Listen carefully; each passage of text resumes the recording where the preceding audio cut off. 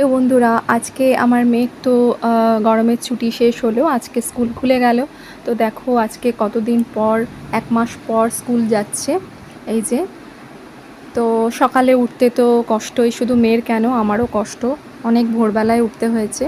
তো যাই হোক, মেয়ে তো চলে গেল, আর ব্রেকফাস্টও হয়ে গেছে। ব্রেকফাস্ট আজকে করেছিলাম রুটি, কুঁদরি ভাজা। কিন্তু আজকে আমার ইচ্ছে করলো না, আজকে একটু এইভাবে বানিয়ে খেতে ইচ্ছা করলো। দেখো, একদম শর্টকাটে এগ রোল বানিয়ে নিলাম রুটি দিয়ে আর অমলেট দিয়ে।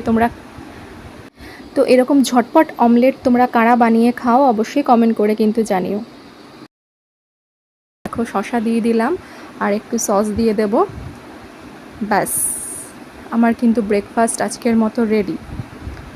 তো চলো এরপরে লাঞ্চ নিয়ে আসছি। দেখো লাঞ্চ কি আছে আজকে।